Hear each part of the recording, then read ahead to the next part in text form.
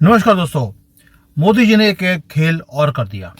अभी south Korea की पूरी टीम भारत में पहुंची हुई है और उनके साथ डील क्या किया है। डील ये किया है कि आप सेमीकंडक्टर के किंग हैं, आप अपना सेमीकंडक्टर हमें दे दीजिए, हम अलायंस करने को तैयार हैं और बदले में आपकी जो स्पेस टेक्नोलॉजी है वो बड़ी आउटडेटेड है, इसरो आपकी हेल्प कर सकता है। यानी कि हमने स्पेस दे दिया और सेमीकंडक्टर उनसे ले लिया। अब बोलेंगे यार इतना आसान कैसे था, साउथ कोरिया वाले इतने आसानी से ये काम नहीं करते हैं। तो मोदी जी ने एक मास्टर स्ट्रोक निकाला। मास्टर स्ट्रोक ये था कि 2000 साल पहले कोई हरकत हुई थी। इंडिया की एक प्रिंसेस थी, कहाँ की, अयोध्या की। वो जाती है कोरिया में और कोरिया के किंग के साथ वो शादी करती है। ये कनेक्शन निकाल दिया मोदी जी ने और इसके ऊपर इंडियन मीडिया ने अच्छी तरह से इसको कवर भी किया। यानी कि दुनिया का मोस्ट पावरफुल एडवांस सेमीकंडक्टर को आपने ले लिया है 2000 साल पुराने कनेक्शन के साथ। और साथ में चाइना का फैक्टर भी है, अमेरिका फैक्टर है। यानी कि कोरिया वाले चाइना से भी तंग हैं, अमेरिका से भी तंग हैं और भारत भी चाइना से और अमेरिका से तंग है। हमने वो कनेक्शन भी निकाल लिया कि हिस्टोरिकली हमने इकट्ठे मिलकर युद्ध लड़े हैं। अब आज भी ये युद्ध है, हम क्वाइटली लड़ सकते हैं। हम क्यों ना पार्टनरशिप कर लें और एक फ्यूचर को बिल्ड करें टुगेदर। और ये है डिप्लोमेसी नहीं दोस्तों, ये रेवोल्यूशन है और ये कोई और नहीं, ये मोदी जी कर सकते थे। और पिछले 18 महीने से ये काम चल रहा है। काम क्या चल रहा है? मोदी जी अपने स्ट्रेंथन कर रहे हैं रिलेशन को साउथ कोरिया के साथ। फंडामेंटली हमने ग्लोबल टेक्नोलॉजी लैंडस्केप को पूरा ऑल्टर कर दिया। रिपल इफेक्ट आ रहा है और हर चीज चेंज होती जा रही है। फाउंडेशन हिस्टोरिकल, जो हमारी एक 2000 साल पहले क्वीन हेरो थी, वो जाती है अयोध्या से, मैरी करती है किंग सूरो को कोरिया के अंदर। ये मैथोलॉजी नहीं है दोस्तों, ये एक्चुअल न्यूज है। ये डॉक्यूमेंटेड हिस्ट्री है जो कनेक्ट करती है हमारी सिविलाइजेशन को at the deepest level with Korea. और जो कोरिया के डिप्लोमेट थे रिसेंटली, चांग, उन्होंने क्या बोला? Ayodhya is very important for both Korea and India. उनको याद किसने दिलाया?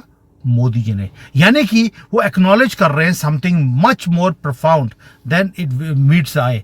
वरना कोरिया वाले अयोध्या के को इतना इंपॉर्टेंट क्यों मानते हैं?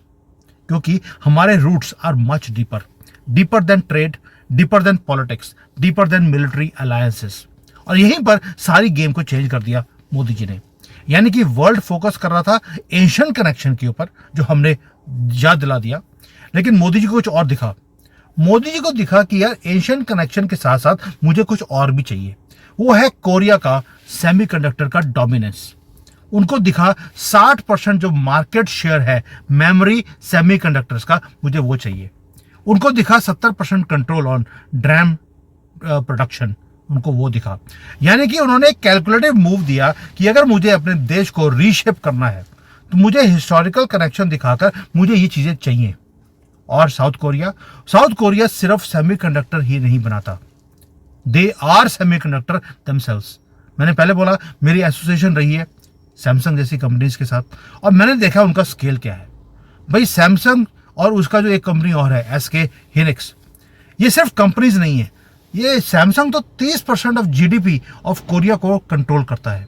वो बैकबोन है ग्लोबल टेक्नोलॉजी के।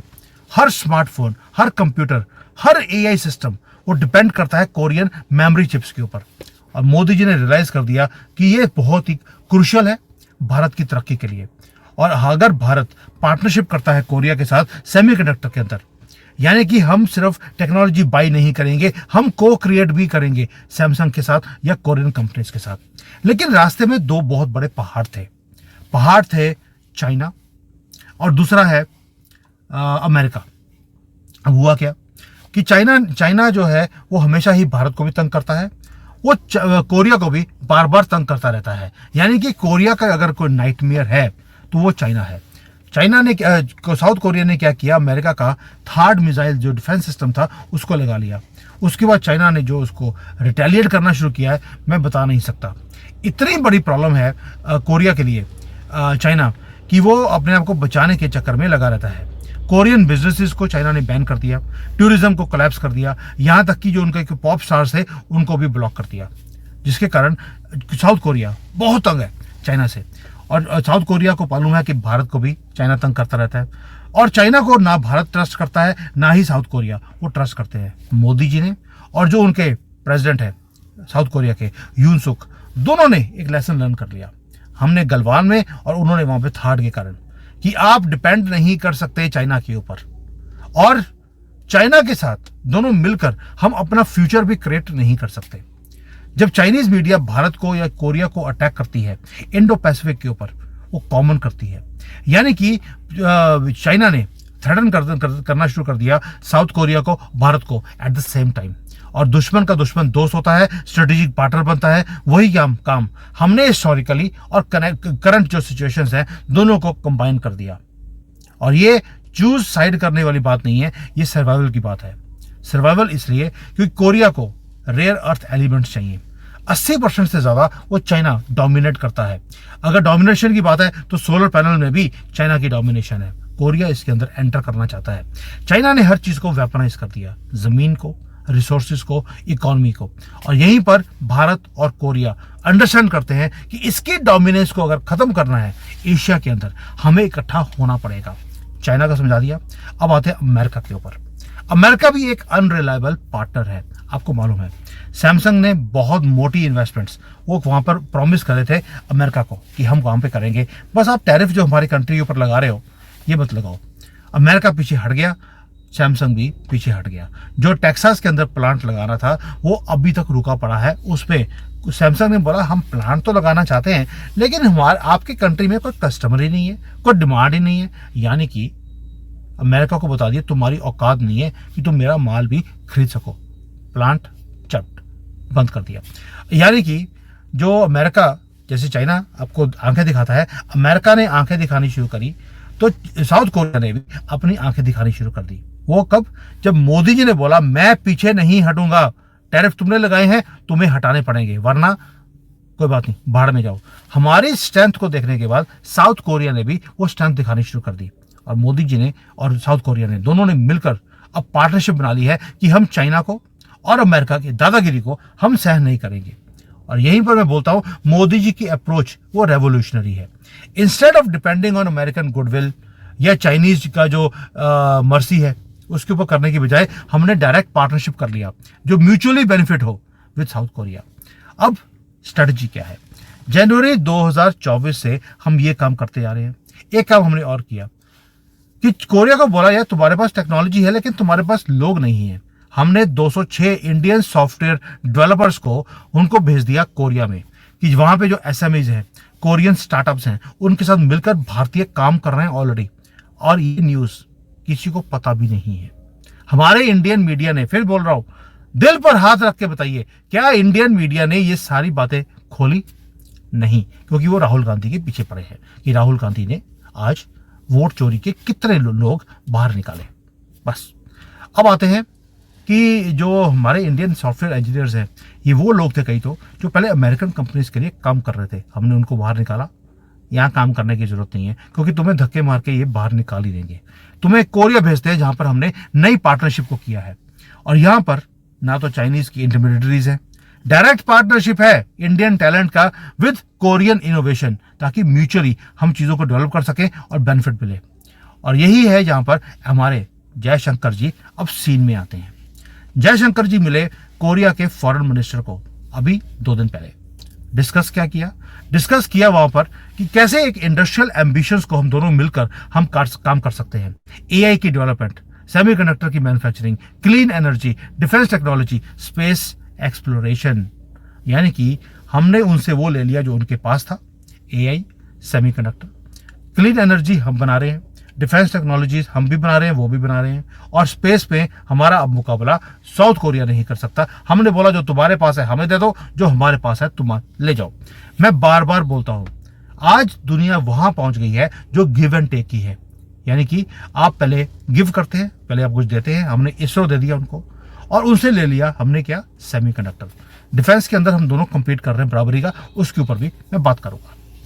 दोस्तों मोदी जी की जीनियस क्या है? चाइना थ्रेटन कर रहा है, अमेरिका हेजिटेट कर रहा है और भारत ऑफर कर रहा है समथिंग यूनिक। हम डोमिनेशन की बात ही नहीं करते, हम सिर्फ ये बोल रहे हैं जो तुम्हारे पास है हमें दे दो, जो हमारे पास है तुम ले लो, यानी कि पार्टनरशिप के ऊपर हम काम करेंगे। दोनों में से कोई भी सबॉर्डिनेट नहीं है, हम बराबरी पे हम बात कर रहे हैं, यानी कि हम ऑफर कर रहे हैं innovation without intimidation, nothing. Consider आप नंबर्स करिए, कोरिया अगर मेमोरी चिप्स जो सेमीकंडक्टर्स हैं 60% वो प्रोड्यूस करता है, तो भारत के पास दुनिया का सबसे बड़ा इंजीनियरिंग टैलेंट है। कोरिया अगर मैन्युफैक्चरिंग की प्रिसिशन के लिए माना जाता है, तो भारत से एक्सेल करता है सॉफ्टवेयर की इनोवेशंस के लिए।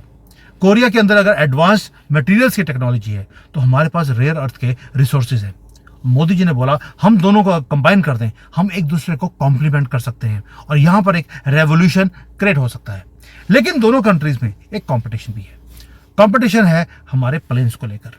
जो हम तेजस बना रहे हैं, तो कोरिया का भी अपना प्लेन है, उसका है FA-50। इंजन दोनों में GE का लगता है, लेकिन GE का जो इंजन है वो भारत को नहीं दिया गया, वो कोरिया को दे दिया अमेरिका ने, और कोरिया वाले उसको लेकर अब सारी दुनिया में अपने प्लेन्स को बेच रहे हैं। लेकिन भारत का तेजस और कोरिया का FA-50 दोनों कंपीट कर रहे हैं, और कंपीट करने का मतलब है कि दोनों सेम एयर स्पेसेस के अंदर वो आपस में ड्रिल्स भी कर रहे हैं। अब यहां पर हम लड़ाई नहीं कर रहे, हम ये कर रहे हैं कि यार अगर अमेरिका GE का इंजन अनअपोलोजेटिकली बिना रोके कोरिया को दे सकता है, हमें क्यों नहीं दे रहा?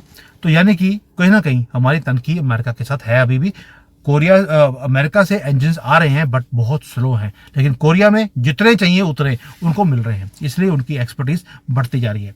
भारत ने बोला यार चिंता मत कर, तुम अपने प्लेन बना रहे हो, हम अपना प्लेन बना ही लेंगे, हमारा कावेरी इंजन हम बना ही लेंगे, वरी नहीं है, इसमें हमारी कोई लड़ाई नहीं है। जो तुम्हारे प्लेन्स हैं उसके अंदर तुम्हें अगर इंजीनियर्स चाहिए, हम देने को तैयार हैं, ताकि तुम्हारे एवियोनिक्स को हम एनहांस कर सकें।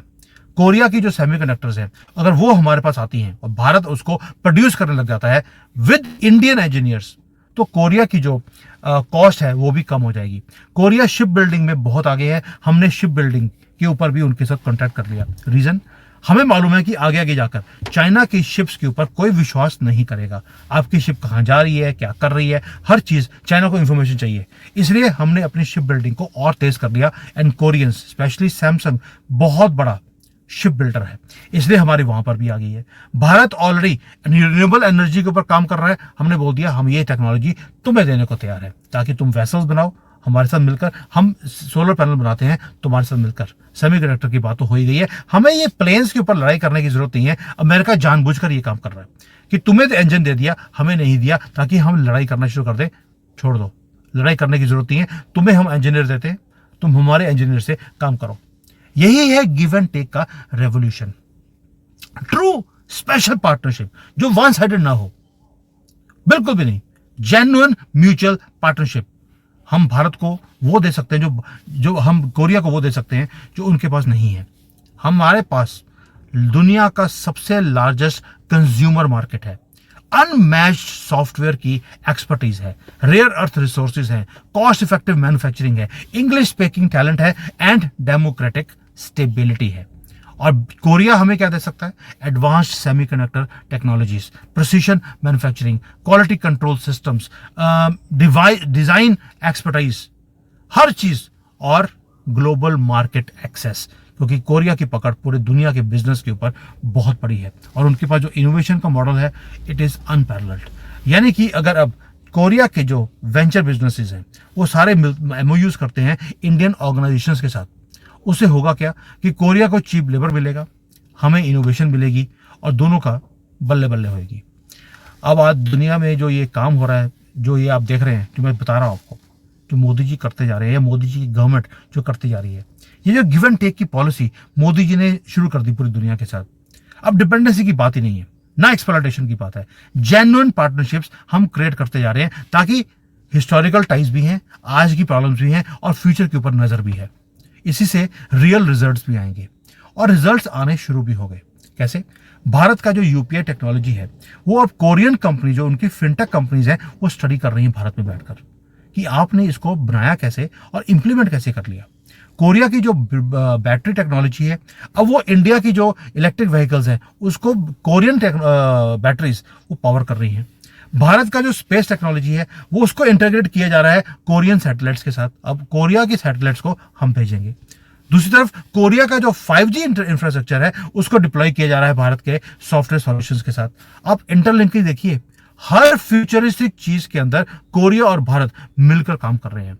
और अभी जो भी भारत की रिपब्लिक डे की सेलिब्रेशन हुई थी सियोल के अंदर, वहां पर क्या हुआ, 500 से ज्यादा डिग्नेटरीज वहां पर आए और उन्होंने वहां पर हिस्टोरिकल अपने टाइप्स को भी बताया सियोल में बैठकर हमारी एम्बेसी में, और रिकॉग्नाइज किया कि भारत एक राइजिंग टेक्नोलॉजी पार्टनर है और ये राइजिंग मार्केट भी है, हमें मिलकर काम करना चाहिए।